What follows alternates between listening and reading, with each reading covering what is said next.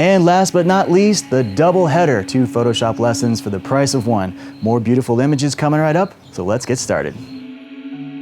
All right, friends, welcome back. We are getting ready to launch into a Photoshop double header. We have 2 beautiful images to work on, and I can't wait to get started. Once again, we will be using frequency separation to create a little bit of skin retouching. So if you're not familiar with frequency separation or you're new to Photoshop, be sure to head over to our website, premiumlightacademy.com, go to the free tutorial section and check out frequency separation. We do a big ticket breakdown on all the stuff you need to know. Now, this particular tutorial here is going to be somewhere in the intermediate to advanced range. And we got a lot of work to do, so let's jump right in. I'm going to begin with Ashley and the umbrellas. So we have this beautiful image that we captured of Ashley at the umbrellas, and basically it's a pretty darn good image right out of the camera.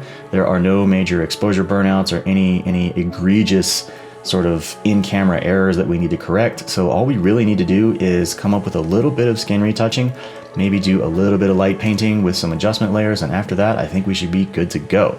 So frequency separation, here we go. Let us begin by renaming our background layer. I'm going to call this Original. Again, I try to stress as much as I possibly can, please do not get into the habit of working on your original file. That is called destructive editing. What we want to practice is non-destructive editing, where we are never, ever touching or damaging the pixels from the original file. If you need to do some pixel shifting around, make a copy, but leave that original alone. So, here we go. Let's make 2 copies of this. I'm going to use Command J on the keyboard, and I'm going to call my top copy texture and my next copy color. Okay, so let's turn the texture layer off and focus in on color for a minute here. First thing that we need to do is put a little bit of a Gaussian blur. So let's go up to filter, grab our blur settings, and pick up a quick little Gaussian blur. Now the objective here is basically to kind of smooth out Ashley's skin. She's got some tonal variation happening between a little bit of highlights in her nose and some shadows in her cheek, and we just kind of want to smooth this out a little bit so we don't really see the texture at all. I just want this to be kind of a nice variation of tone. So I'm going to kind of get in here. If I go, let's show an example. If I go too far, everything just turns into a big blob. So obviously we're not going to do that. So let's bring it in at around the kind of 10 or 12, maybe 14 pixel range. That's starting to look pretty good right there. Now, naturally, we're not just going to airbrush Ashley's face, but this is one part of the process. So we'll click OK. Next, we're going to go up to our texture layer. I'm going to grab this guy, and I'm going to do a process called Apply Image. And that is right here under Image. So let's click on that. And basically it brings up this little dialog box where we have the ability to select a few options. First thing I want to do is I want to target my color layer. And then next we want to run through, these are basically blending modes, much like you would have in your layers palette. And what we're going to use here is a blending mode called Subtract. Now essentially what this does is it strips out all of the color information from this particular layer and it only leaves the texture.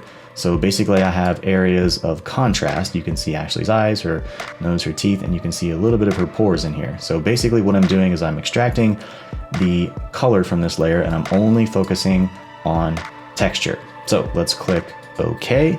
And then when I come over into my layers palette over here, I'm going to once again change this blending mode down into linear light. Here we go. And now if I've done this correctly, I should basically be looking at an image that hasn't changed at all. This should look identical to the original.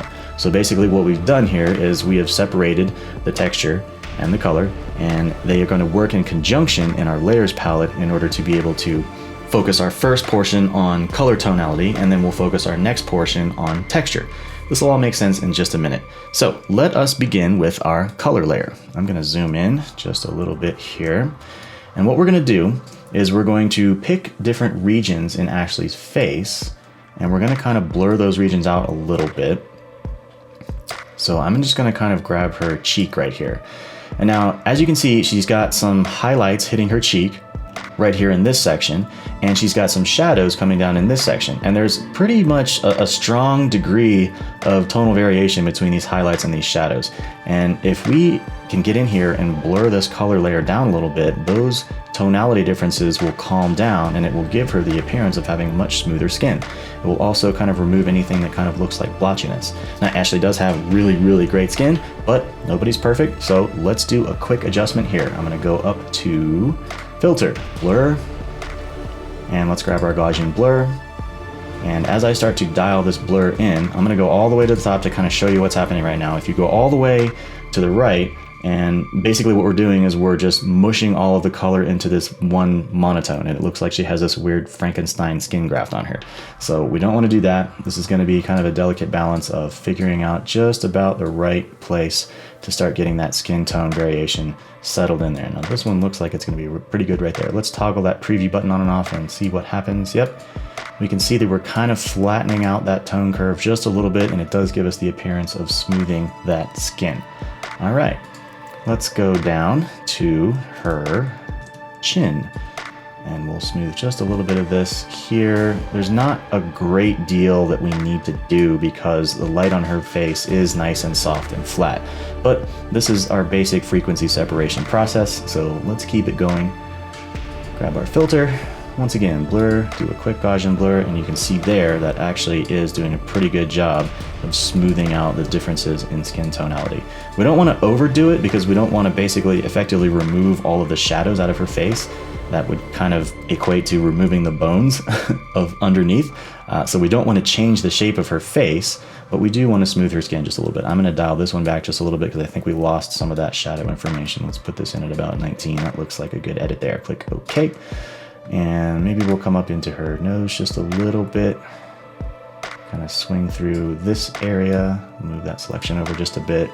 Once again, filter, blur, Gaussian blur, and that's already looking like a pretty good edit. She's got some kind of stronger highlights happening here. Some of the oils in our skin tends to sort of fluoresce or glow a little bit when it's struck by sunlight, so we preview this one on and off, and that kind of softens that glow just a little bit. So that looks like a pretty good edit there, so deselect that.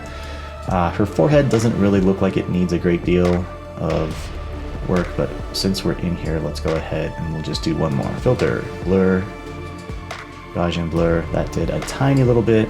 That works for me. We'll click OK. All right, so that basically works to kind of smooth out the color tonality in her skin. We haven't started affecting the texture yet. That is, we haven't started affecting her pores, and that's where we're going to go to next. So I'm going to click on this texture layer, and I'm going to get my clone stamp tool, and we're going to make sure that we are selected to current layer. Photoshop gives you some options here. We want to make sure we're only working on the current layer. That will allow our frequency separation to remain separate. We don't want to affect the other layers. We only want to affect the texture layer. So I'm going to start doing a little bit of clone stamping here just to pull some of these tiny little blemishes out and try to smooth some of this skin over. We're already off to a good start because, like I say, Ashley has really good skin to begin with. So let's just pop in here. We'll do a little bit of clone stamping. I'm at 35% opacity. I like to work generally in the 30 to 35% opacity zone when I'm doing clone stamping. You don't want to clone stamp at 100% because it just gives a much too drastic edit. So we'll just get some of these in here. Increase this brush size. We'll go along her cheek, just kind of smooth a little bit of these pores out, just a tiny little bit. This right here is a freckle. I want to leave that alone because that's a little bit more part of her DNA than rather a blemish. So we'll leave that one alone. Let's come in here and see if we can kind of smooth a little bit of this kind of skin texture where we've got a little bit of shine coming in. And we'll smooth just a little bit of this up under her eyes. A little bit there. Grab some of that. All right, this is already looking really good. We didn't have a great deal of work to do because, like I say, this is a really good canvas to begin with. A little bit of texture up in here. Now we've got some flyaway hairs, and I think most photo editors are going to be up to their own discretion as to whether they want to take those out or not. In this case, we probably can go through and try to start getting rid of this one just a little bit because this one's kind of right in her face. So we'll click through that one a little bit and try to dodge that one out of there. That looks like a pretty good edit. She's got a couple of them, a couple extra ones up here. Let's increase our opacity so we don't have to click 4 million times. Just kind of taking some of these hairs out. This one is right in the middle of her forehead. I'll try to remove that one too, because it's starting to get a little distracting. When you work outside, your models tend to have a little bit of extra flyaway hairs. And unless you have kind of a hair and makeup artist on site, this kind of stuff, it just happens. You know, it's outside, it's windy, you get a little gust of wind, maybe the wind comes through and gives us a beautiful kind of blowing effect in the hair, but at the same time, you're also gonna get a couple of little artifacts that are a result of just being outside. And if I'm being perfectly honest, I'm not 100% offended by the occasional flyaway hair. We can see some flyaways over here on this side. You know, we could probably work diligently to try to smooth some of this stuff out, but I want to kind of stay focused on skin retouching and just the overall composition and light painting for this image. All right, so as you can see, in just a few short minutes, we have created a very beautiful retouch on her skin, and it looks extremely natural. I'm looking at a lot of her actual original pores. We've just removed a couple of little blemishes here and there, and we haven't made her look completely redoctored or retouched or airbrushed. You want to try to stay away from over-editing skin. Just maybe a couple more right down in there, and that looks really, really good to me. We'll probably try to brush a few curves adjustments maybe into her nose to bring some of those highlights down just a little bit. I don't want to really get too deep into the pixel weeds trying to remove that glare off of her nose. And if I'm being perfectly honest, again, I'm not wholly offended by that section of the image, just because there's a lot going on in this picture, and I don't think that we really need to dwell too deeply on the perfectimo details. We can maybe pull a couple of these tiny little sunspots kind of down just a little bit. Beyond that, I think this is a pretty good start to our frequency separation retouching. Let's zoom out. And we'll take a look at the original, and then there's our retouches. As you can see, our retouches are very, very subtle. The original is such a great file to begin with that, I mean, she almost doesn't need any retouching, but we've done just a tiny little bit to give this a kind of a beautiful, subtle hint of, dare I say, perfection. Okay, next, I want to make sure that she's got razor sharp eyes. When we look at our full pixels here, she definitely has a nice, really strong sharpness on the eye that is closer to the camera. Her other eye is starting to fall out of focus just a little bit.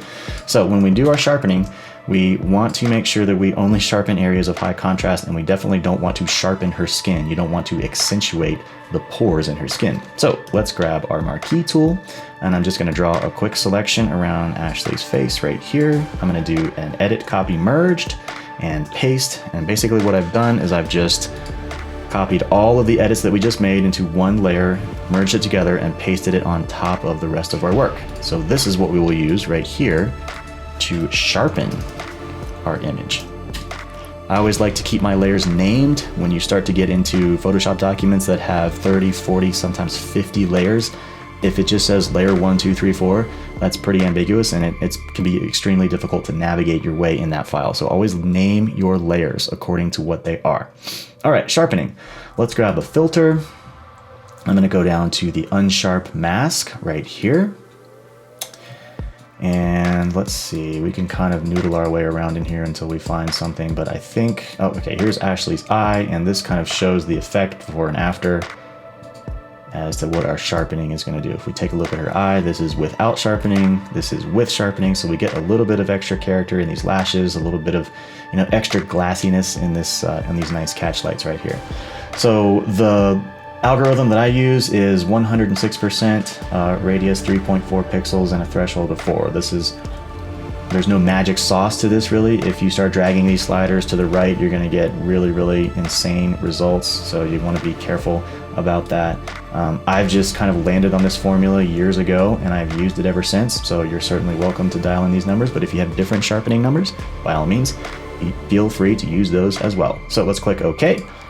And basically what we've done here is we have sharpened this entire copy merge layer. I can see that there's a lot of her hair that got extra sharp, a lot of her pores got extra sharp, and we want to try to avoid sharpening skin. So we're gonna go over here. Let's pop open a reverse mask. I'm gonna hold down the Option key and hit the mask. That basically creates a black mask on my sharpening layer, which means that the mask is hiding all of that layer.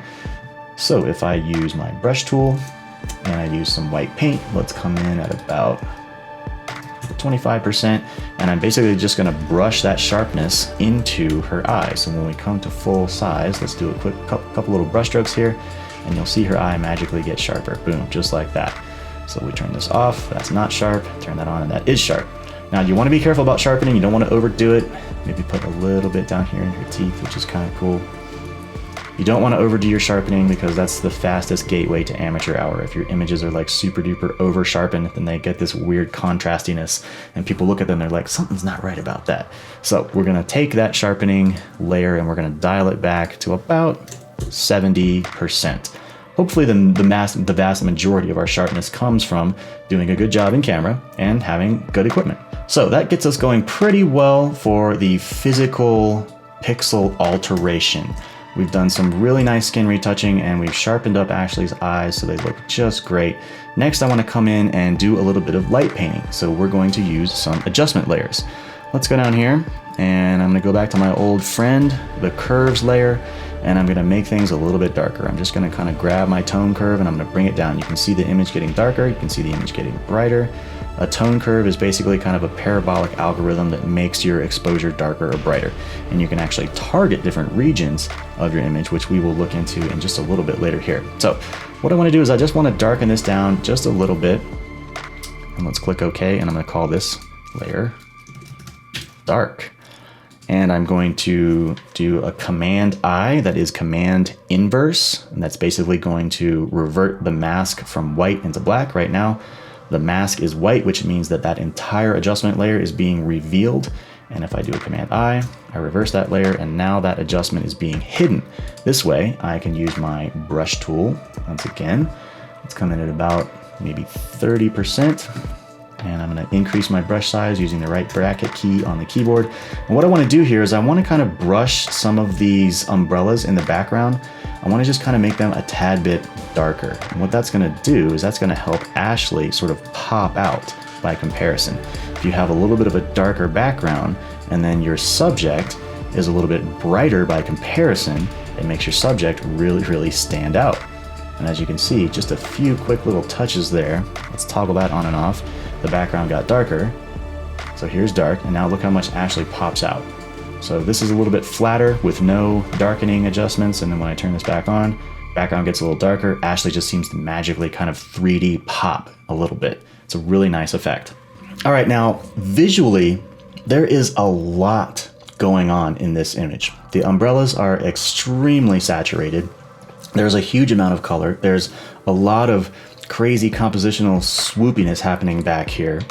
And as such, any more subtle edits that I do, I don't know that they're really gonna stand out all that much. This image is so visually strong and visually compelling that I don't feel like it needs a great deal more retouching.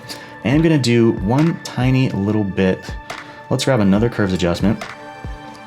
And I'm gonna bring my midtones down just a tiny little bit, like so.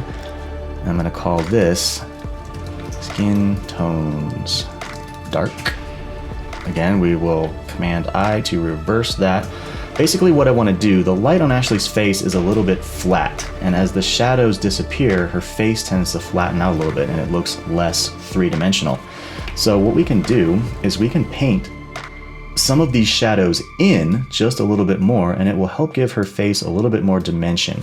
So let's zoom in here just a bit. And I'm going to kind of paint my newly created shadow layer in, and I'm going to bring up the shadow in her cheekbone just a little bit there. I'm going to bring these down. I'm going to kind of bring this down a little bit. This kind of rounds out the side of her face. And I'm also going to go in at the tops of her eyes, and I'm really going to paint in this section just a little bit darker. This is going to make her face just look a little bit more three-dimensional. Photography has a beautiful way of achieving three-dimensionality from a two-dimensional perspective, but we do need to help it out sometimes. We can actually come in and paint her lips just a little bit, kind of darken them down, give them a little bit more, make them look a little bit more full. So let's take a look at that adjustment. Let me turn this off, and you can see her face kind of flattens out a little bit, and when I turn it back on, the shadows in her face are increased and she looks a little bit more three-dimensional. Now this might be a little bit of a strong edit, so I'm going to dial the opacity back to about 90, give or take. Okay, we're getting pretty close to the end of this first image. One thing I want to call to everyone's attention is that modern cameras, they tend to pump a great deal of saturation, of color saturation into the images that they capture. Even raw files, which are supposed to be kind of flat and gray, after you run them through Lightroom and get them all of the highlights and the details and all of your things settled in Lightroom, you end up with a moderately oversaturated image. Now this image does have a lot of color. The color in the background is actually really strong, and it doesn't make it look like Ashley has too much color in her skin. But I always try to subtract a little bit of color out of people's skin tones because, like I say, cameras pump a great deal of color information into every image, and people tend to look a little bit sunburned sometimes. I shoot on a Canon system. Canon tends to have a little bit of a warmer color profile, so again, that makes people look a little bit like they've had too much sun or maybe a little bit too much time in the tanning bed, neither of which Ashley does, so we want to make sure that she doesn't look like she has a sunburn. So we're going to move back over into another adjustment layer, and let's see if we can get some black and white working for us here. All right, that's good. Now it's a travesty pulling all the color out of this image because it's a beautiful, colorful image with all those umbrellas. But what I want to do is I want to use the black and white layer, and I want to target some of her skin tones. As you can see, we have a lot of red in her skin as I move this red slider up and down. If I come all the way to the left, she looks really burned, and if I come all the way to the right, she looks like one of those weird glowing vampires. So I'm just going to kind of make this slider come right about in the middle and get her skin tones at a nice natural level. Next, we're going to change the opacity of this black and white layer. I'm going to bring this down to about 12%. So what I just did is I have 12% black and white living on top of this image. So I've extracted 12% of the color. Now I kind of want the color to remain in my umbrellas and in the background. I just want to take the color out of Ashley's skin. So once again, we can use our mask that is beautifully built into this adjustment layer. I'm going to grab another brush tool. We're going to use black paint to paint this layer out. Let's go up to 100% so we can just do this. Make our brush a little bit bigger. I'm going to zoom out just a little bit, and I'm going to paint that black and white out of the backdrop. So we are returning to full color in the background. As you can see, we've got full color coming back in the background there. Let's bring it back into Ashley's dress a little bit too. So what we're left with, I'm actually going to paint all the black and white out of her eyes as well, so that she does have brown eyes, but there is a little bit of color information in there. So basically what we've done is we've just extracted 12% of the color saturation from Ashley's skin. So let's toggle this and move in a little bit closer. Let's toggle this on and off. When I click this off, she's going to get kind of sunburned and kind of yellow looking. When I click this on, her skin tones lose a little bit of that color information, which in this case is a good thing because she doesn't look sunburned. She looks a lot more natural here. Alrighty. So the very final thing that I'm going to do to this image, we're in the home stretch. I'm going to use yet another trusty curves adjustment. We're going to move our highlights up. We're going to move our darks down. And this creates what we call an S curve. You can see here in the curves adjustment layer, I've created what kind of looks like an S. The highlights go up a little bit, midtones kind of stay the same, darks go down. Now, from our image perspective, this looks like a really over burned out Polaroid picture. So naturally, that's not what we want. I just kind of wanted to demonstrate what the S curve looks like in our curves adjustment, because what this is going to do, highlights go up, darks go down, that increases the contrast of the image and it makes it a little bit more punchy. So let's dial back on this edit just a little bit. We'll flatten out that S curve just a little bit. It's still a very strong edit. She looks really overly contrasty. So I'm going to go over into my layers palette. I'm going to click here and I'm going to bring this down to about 20%. So basically we've created a natural 20% of additional contrast for the image. When we toggle this one on and off, here is on, here is off, and on. It's almost imperceptible. It's a very subtle edit, and you'll have to use your creative license to see really how much you want to dial in your curves adjustment. Some people like really contrasty pictures. Some people like really subtle pictures. That part is just, for the most part, up to you. Use your discretion, and I like to keep it subtle if I'm being perfectly honest.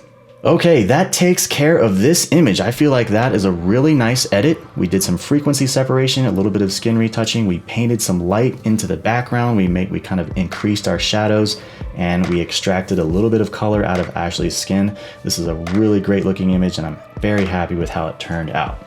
So we'll turn this one off and we'll launch right into our next image. All right, friends, welcome to part 2 of our Photoshop double header. I really like this image. I really love this image. It's a great picture. We did our due diligence in scouting, and for this location, Ashley is actually significantly brighter than her backdrop. So even without us making any major adjustments, she's already popping out of the image, just making that a beautiful connection with the viewer. Her eyes are locked onto the camera. She's got these beautiful catch lights. I love her body language.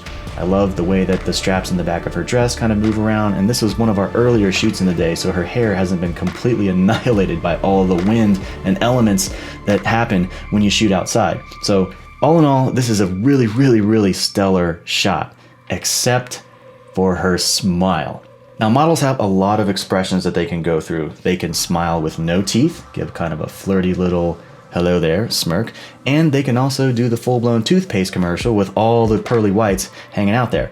This image, not so much. Ashley is somehow in between smiles. I'm pretty sure I was just hammering away on the motor drive and I caught this in between bit.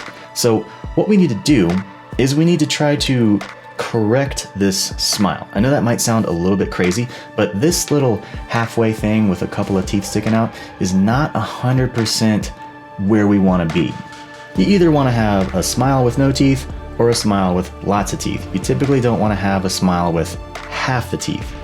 So what we might try to do here, because I love this image so much, I want to save it. I want to resurrect this file. We're going to try to do a little bit of digital plastic surgery. This is going to look kind of weird at first, but once we get going, I think we should actually be pretty successful in turning this into a smile with no teeth. Ironically enough, our Premium Light Academy friends are texting us on the computer. You can see their messages popping up. So let's see what we can do. I'm going to click over here. We'll start with our background layer. I'm going to rename this to original. Again, I want to stress that you should never damage your original file. Always work with copies. Do not destroy the original pixels from the raw file. You will regret it later. So let's zoom in a little bit here. And as we can see, we do have kind of this halfway smile. She's getting ready to crack into the full toothpaste commercial, but she hasn't quite made it there yet. And so we have a smile that kind of lives in between. So what I want to do is basically just take a little bit of her top lip and increase it, and then we'll mask it back in so that it covers the rest of her teeth. And she'll just have a regular person smile with no teeth. So first things first, let's grab the pen tool. I want to make a selection of her top lip. Let's kind of start over here and draw a little bit like so. Come down here. Basically just kind of grabbing enough of the image on top here. Let's make a selection. 1 pixel should be fine. Click OK. And I'm going to do Command J. Basically that copies my little selection there, so I have this weird floating lip in the world. So what we need to do is we need to take this, call this lip. We basically need to take this upper lip and we need to kind of stretch it so that it covers the rest of her teeth. Now we don't have all that much real estate to cover, but it is going to be tricky because we only have so much pixel information. So let's see what we can do. I'm going to Control click on this. I'm going to say, actually I'm going to hit Command T for transform, and then when I control click or right click on a PC, I have the option to go down here and say warp. So let's start to warp this lip down just enough so that it kind of really just sort of covers her teeth. That actually is a fairly good edit right there off the bat. Let's move that just a tad bit more. And click OK. All right, now what I want to do, I don't want this to be the entire edit. What we want to do is just kind of barely brush in that tiny little rim right there. So let's do a reverse mask on this. I'm going to hold down the Option key, hit the mask button, and that's basically going to create a black mask which hides that entire edit. And I'm going to go in here, grab a brush tool. Let's flip over to white paint and we'll bring this in. Yeah, 100% opacity is good. I'm going to make this brush nice and small, and I'm only going to use the tiny amount of pixels that I need in order to kind of make this edit come to life. So let's ease back over here.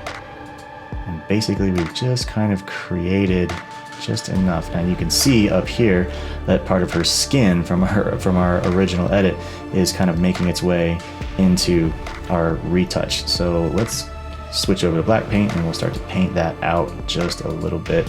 As I paint it out, we're kind of revealing some of her teeth, so we might need to grab a little bit more of her lip and kind of bring it over there. So let's go ahead and do that. We'll click on our layer, grab another pen tool, just do a quick little selection right through here. And make a selection. 1 pixel feathering is good. Let's do another. I'm gonna do a copy merged so I can grab all of this. Let's do a copy merged paste. So now I have a little bit of extra lip to work with. Let's just kind of move that back there just a tad. It looks a little crazy, I know. It looks completely crazy when we're in the edit, but after we get this done, it'll look pretty natural, I think. Lip 2, boom. Once again, let's reverse mask that. And basically that just gives us a little bit more material to work with. I'm gonna grab my brush tool and I'm gonna switch to white paint. We're at 100%, and I'm gonna paint that extra bit of edit in there.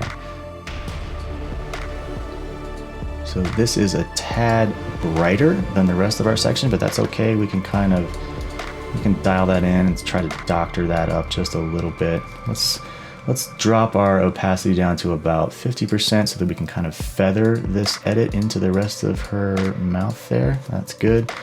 Now I'm gonna switch back to black paint. I'm gonna paint this out just a tad because I overdid it some here. So we'll get back in there, kind of get rid of it just a little bit there. And then we'll try to, let's go back to about 30%. And let's try to feather that extra lip material into the rest of the lip. Okay, so we've kind of created a bit of a Frankenstein lip, but that's okay. So I'm gonna come into this top lip where we can see it's obviously much brighter than it needs to be. And I'm gonna create a very specific targeted curves adjustment. So let's grab some curves. And I'm going to, first thing I'm gonna do is I'm gonna push this little button right here. What that's gonna do is that's gonna make the curves adjustment only apply to the layer that's directly below it. So it's not going to affect the rest of the image. If I move this curves adjustment up and down right now, it affects the entire image. It affects everything that is underneath it. All I wanna do is affect just this extra lip material that we created. So let's bring this down a little bit, and I'm gonna push this button right here, and it will tie the curves adjustment to just that layer. So we need to darken this probably way down. That looks pretty good right in there. And here we go. Okay, moving right along. Let's see here. This is going to be called, if we're naming our layers, Lip Dark. There we go. I'm gonna add yet another adjustment layer. I'm gonna come up into our trusty curves, and I'm just gonna call this Lips Plural Darken. And what I want to do here is I want to kind of start creating a little bit of separation. We've sort of smushed all of our lips back together here. As you can see, when people's lips come together, they create kind of a shadow. And we have this shadow forming a rim around Ashley's mouth. So we need to kind of continue that up in this direction here. So let's move this curves adjustment down just a little bit. I will reverse this mask by holding down Command I or inverse. What that will do is that basically turns the entire mask black so that I can now come in and paint in my darkness. So brush tool, switch over to white paint, 29%, that's pretty good. Let's make this guy a little bit smaller. And let's try to, as we have this shadow here, let's try to kind of continue that shadow back up into the back portion of her mouth. This looks a little bit janky now because we are looking at it super duper up close, but I assure you, once we kind of back off a little bit and start to create some other adjustments in this file, it will look a little bit more natural. Now, when I see it right now, I know Ashley really well. She's actually a founding member of Premium Light Academy, so we hang out all the time. I know that her lips don't really look like this. These are a little bit more full than her natural lips. If we kind of look at our edit so far, basically that's normal, and then we've added a lot of extra lip here. She's got a little bit of a strong upper lip going, but again, that's not going to be too much of a problem as we start to make some of our edits in this file. All right, so we've basically reconstructed a little bit of plastic surgery. It looks a little strange right now, but trust me, as we continue on with this file, it's going to look a lot more natural, and by the time we get done editing this picture, it'll look like nothing ever happened. So let's do a little bit of frequency separation. We're going to use frequency separation to do some retouching on her skin, make this look flawless. We'll get rid of some of these little flyaway hairs. And then once we're done with that, we'll zoom out, do a little bit of light painting. I actually think this image would look really brilliant as a black and white. And to be honest, the farther we can take this from reality, the more natural that really digital plastic surgery job is going to look. So let's get some frequency separation going. First things first, I'm going to select everything. Let's zoom out so we can see we've done a select all. Let's use our marquee tool. Select all. I'm going to copy merged and paste. So basically I've taken all of our edits that we've done and I've created a digital copy of all of that work thus far. So this image now contains Ashley's new set of freshly digitally minted lips. So we're going to call this Original 2. Sure, why not? In order to do frequency separation, we need 2 copies of this. So Command J, Command J. Our top copy is going to be for texture. Bottom copy is going to be for color.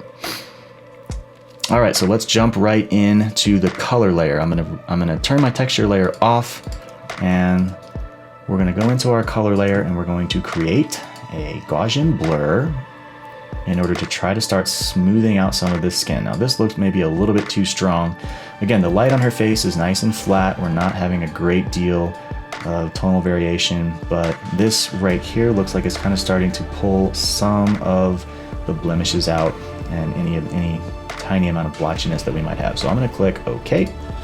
Next, we're going to go up to our texture layer. Let's turn that back on, and we're going to do an image, apply image. And once again, we are in this little dialog box here. Everything went blank, so don't panic. We're just gonna go from merged into, let's see here, Original 2 and color. Color is the image that we want to focus on. So I'm gonna click that. And now as we can see, what's happening since we're on the subtract layer, we have basically eliminated all color data out of this particular layer, and we've changed everything over to just texture. So you can see basically areas of contrast. So we're gonna have a little bit of pores left in Ashley's skin. We can see her eyes and her lips and her nose and all that kind of stuff. So let's click OK. And I'm gonna go down and change this adjustment layer to linear light. And if we've done our due diligence, it should now look exactly like Original 2, which it does. So we're gonna focus first on color. Let's move in here, zoom in just a little bit. This is a really well-rounded image. I mean, the light on her face is so nice and soft. I don't think that we're gonna have to do a great deal of retouching. But all the same, since we're in here, let's go through the process. I'm gonna grab the lasso tool. I'm at 15 pixels for feathering. Let's just start up here with her forehead. We're not gonna see a lot of change because, again, her skin tone is just really dead on in this image. So let's start off with a filter, blur, Gaussian blur. Let's move this kind of up to our target area, and as you can see, if I move this all the way over, it smushes all that color information into one big monotone blob. And as I kind of dial back in, my edits can be a little bit more subtle. I feel like somewhere in there, I'm not seeing a great deal of change because, again, we're starting with such a great image to begin with. So let's click OK. We'll come down here. Let's grab under her eye. We've got kind of a lot of variation in between her eye and her cheek and the side of her nose. So once again, filter, blur, Gaussian blur.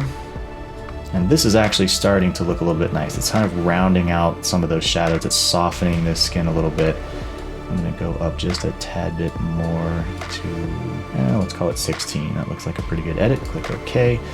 I'm not even gonna fool with her chin. Well, yeah, we can do a little bit down on her chin. She's got a couple of tiny little blemishes that we can probably start to mitigate. Again, filter, blur, Gaussian blur, and I think our previous setting of 16 pixels is gonna look good. That looks really good to me. Click OK. And then one last little bit. Let's get over here on this side. This eye is starting to look a little bit tired. So once again, filter, blur, quick Gaussian blur. Yep, and that kind of takes a little bit of the stress out of that eye right there. Let's flip that preview on and off. So there's off, there's on. Might actually increase that just a little bit. Oh, we're starting to lose our tonality there, so we don't gonna get too fast. So we'll keep it at 16, and that looks good to me. Click OK. All right, so that basically handles the color portion of our frequency separation. Let's go ahead and do just her nose real quick. just for kicks. Filter. One more Gaussian blur, we can try to dial that in. Yep, that's a nice little edit because he's got a little bit of highlight information coming across here and a little bit of shadow information. I'm going to try to blur that together. That looks like a good edit. Let's click OK. Okay, deselect. Now let's move into our texture layer. We're going to use our clone stamp. We've got a very egregious flyaway hair happening here and a whole bunch that are coming down the side of her face. I think because I like this image so much, I think I want to get rid of all of that. And in doing so, that is going to be a lot of cloning. So we may actually have to go back in later and put some texture back into her skin. We don't want her to look too airbrushy. So let us begin with the clone stamp tool. I'm at 43%, that might be a little strong. I usually like to clone stamp right around 35. And we're just gonna kind of go through and try to find a couple of these little blemishes and just sort of easily clone stamp those out. Again, with frequency separation, all I'm affecting is the texture. I'm not doing anything, the clone stamp is not doing anything with color at all. And that gives me a little bit more latitude to be able to attack some of these blemishes. There's not a whole lot of them that we have to worry about because Ashley does have really beautiful skin. So we lucked out there. Okay, we got some flyaway hairs. Let's get in here. Maybe she looks a little tired on this one eye because we're observing her face basically under a microscope. You can dodge a little bit of this out. Just a tad to kind of take some of the sleepiness out of her eyes. Maybe a little bit right over there too. Okay, let's start attacking these hairs. I have a feeling that we are going to end up smoothing her skin too much and it's going to look a little airbrushy, but that's okay because we can put some texture back in later. Okay, so I've increased my brush opacity to 46%. And let's just get in here and really rattle off these flyaway hairs that are just all up in our sauce right now. Yeah, I can tell this is definitely getting a little airbrushy. We're starting to turn her into one of those t-shirts that you see at the state fair when the caricature artist airbrushes your kid's face onto the family t-shirt. But that's okay, because Photoshop has ways of basically dealing with just about anything that we could want to do. So let's get in here, really kind of try to clone these hairs out. Again, just something that happens when you work outside. The wind blows, a model, her hair gets a little bit tousled out of the way, and it's just a natural part of the process. So I'm not really offended by this kind of stickiness here. That looks pretty good. We need to go in and try to get rid of the extra stuff down here because the hairs are kind of flying away. We can actually move in and maybe pull a couple of the kind of skin lines out of her neck as she is turning her neck. It's just, again, kind of a natural thing that people do when they turn their neck. You get a little bit of skin folding around, but that's okay. We'll move out of that. All right, and as you can see, we're getting very, very airbrushy here. We've basically eliminated almost all of the actual texture in her skin, and we want to make sure that we don't turn her into a robot or a porcelain doll. So we're going to go back and we're going to fix up a little bit of that. It should be pretty nice. Now, the image does have a very shallow depth of field. Her eye that is closest to the camera is actually nice and sharp, whereas the eye which is farther away from the camera is starting to fall out of focus. The same is true with her hair in the back here, her hair in the back there. So I'm not overly worried about her neck getting a little bit blurry with all of this cloning. We can do a little bit of light painting down here to try to mitigate that. But ultimately, I don't need for her neck to be razor sharp the way that her eye needs to be razor sharp. This is just the nature of a telephoto image. You just have a contracted depth of field and only part of the face is sharp. And you better hope that you got an eye in there that's nice and sharp, because if you don't have a sharp eye, you don't have an image. All right, so we have really super airbrushed her face kind of to the max with our clone stamping. And I think we need to be careful about that. So we'll have to get in here and really sink in and try to put a little bit of texture back into her face. Fortunately, this is not an overly difficult process. So let's zoom out just one little bit. And as you can see, let's do a full reality check here. So this is our original, And as you can see, we've got a couple of blemishes. We've got this halfway smile going on. And now this is our edit. So she's looking very airbrushed to me. But that's okay. We have done the heavy lifting. We've fixed her lips. We've gotten rid of all of these flyaway hairs. So what I want to do now, I'm going to grab my marquee tool and we're going to make a copy of Ashley's face. We're going to copy all of this work that we've just done with another copy merged, paste, and I now have basically a fresh new image of Ashley sitting on top. I'm going to call this skin texture. All right, let's drop back into our filter menu. I want to look at some noise. I want to add some noise into this image. Basically what this does, Photoshop generates these noise particles. They're kind of designed to simulate film grain, and they do a pretty good job of simulating skin pores when you really need them to. So the idea is that we want to match the amount of noise with what we think are roughly the size of Ashley's pores. In this case, we're in really tight, so I think we're going to increase this size a little bit. We did airbrush her pretty heavily, so we're going to use about 20%. We're going to be on Gaussian and monochromatic, and as you can see, Photoshop has basically just generated a bunch of digital frost on top of her face. So let's click OK. I'm going to filter this layer once again with a bit of a Gaussian blur. And we need to be very subtle here, so I'm going to come all the way down to about maybe like 1.5. That's going to kind of soften that harsh digital noise that we've just created. Click OK. And now for the kicker, we're going to filter, going to stylize, and I'm going to emboss. Now this should start to look a little bit familiar. This should start to look a little bit like some of that frequency separation texture layer that we worked on earlier. I like to kind of dial the angle according to how the light was hitting her face, so that kind of brings us over here. And as you can see, we've basically created a whole bunch of texture all around her face. This is what we're going to use to create, call them artificial pores, if you will. Click OK. I'm going to go over here in my layers palette and I'm going to drop this skin texture layer.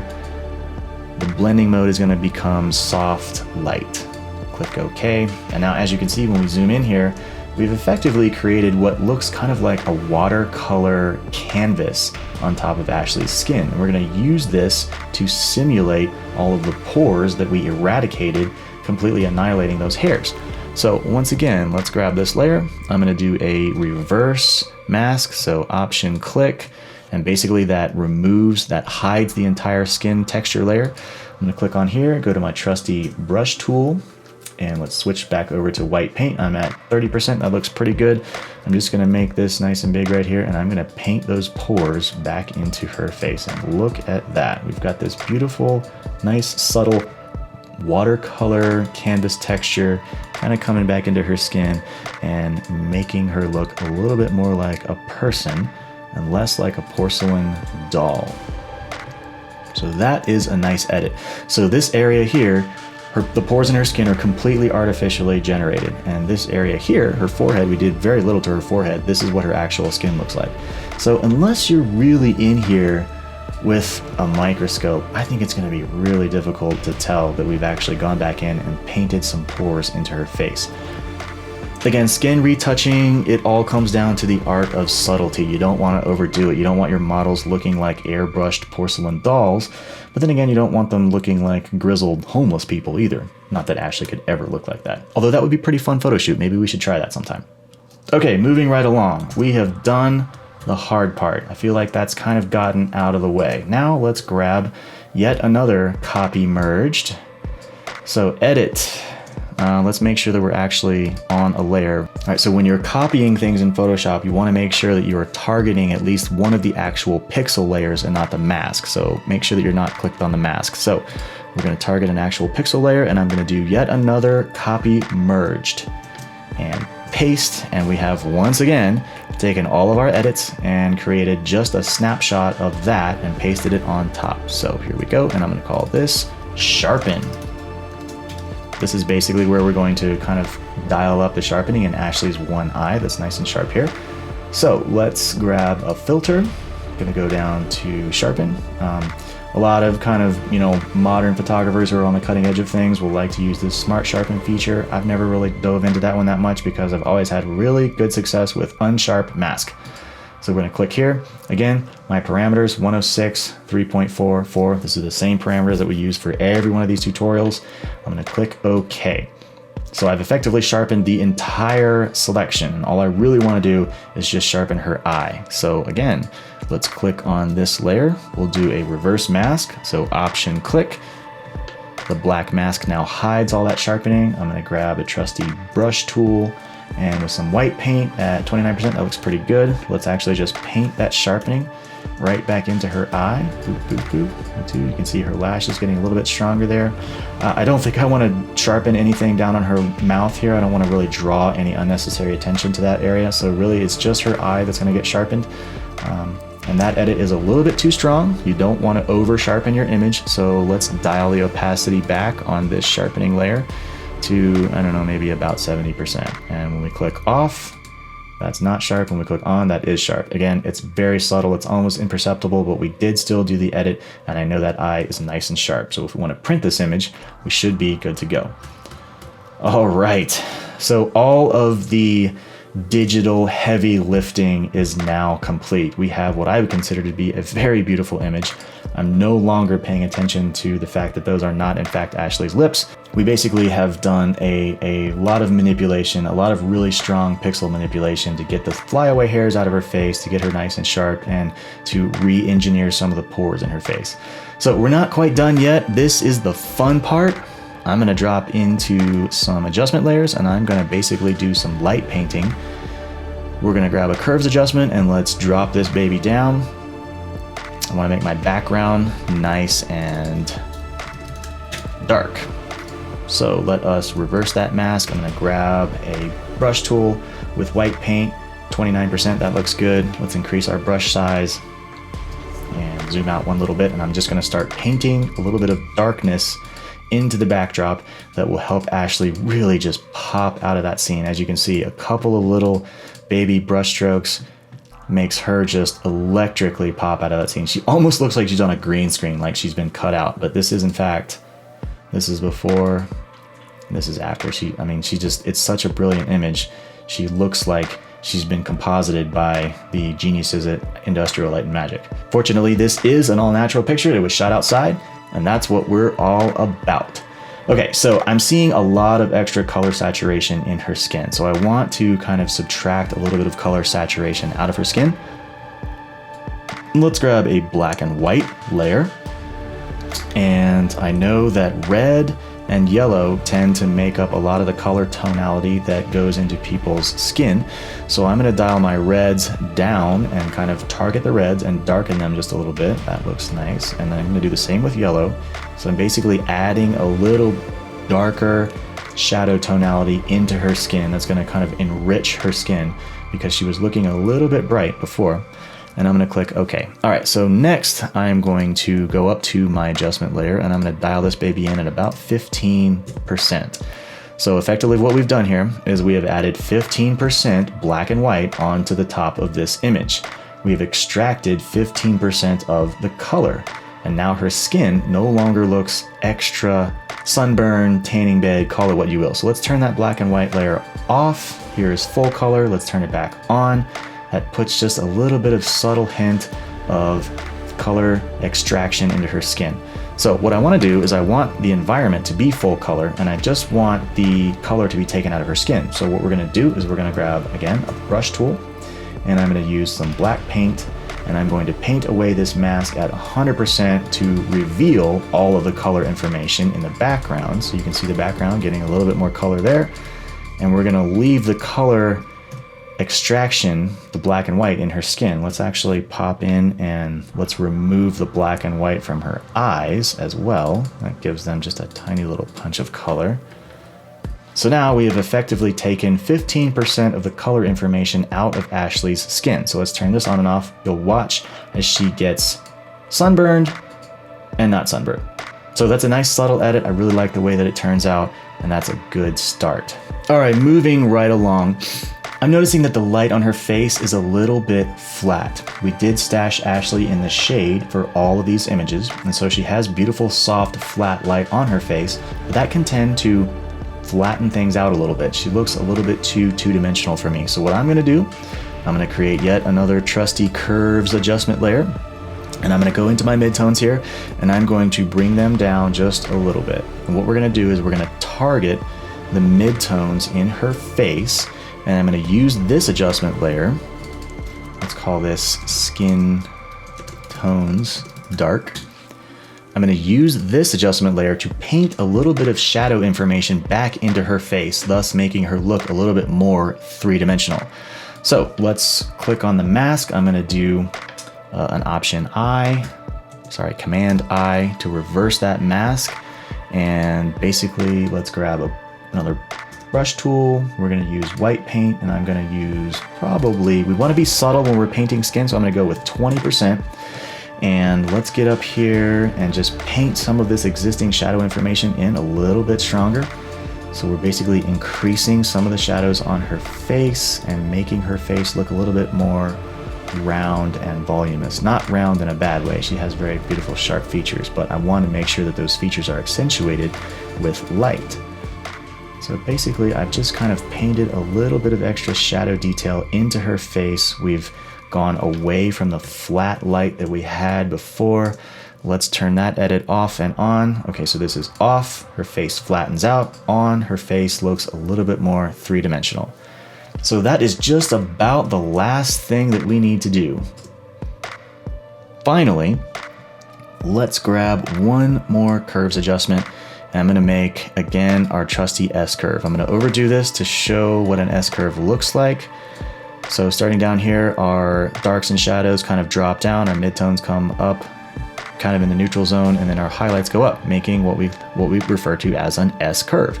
Now, this is obviously a massive edit. You would never burn your image this bad. It kind of looks like a bad Instagram filter. So just for the sake of showing the S-curve, that's what we did there. Let's bring this edit down a little bit more subtle.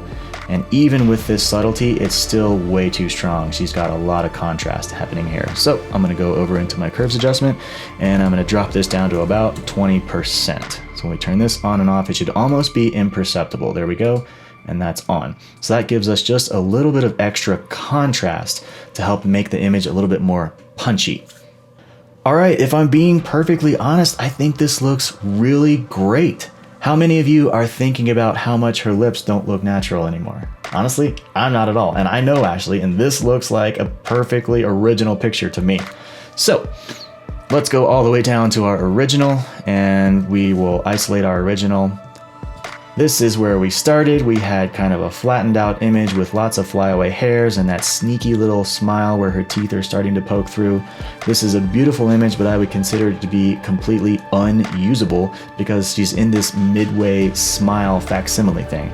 But after all of our edits, we've created this beautiful, smoky, engaging image where her smile has been completely fleshed out. It's full, it's a regular smile with no teeth. It's 100% in the direction that we need it to be. We've made some subtle edits, we've done some skin retouching, we've actually gone back in and added a tiny little bit of texture back into her skin. We adjusted the light with some light painting, and I think this is a really outstanding image.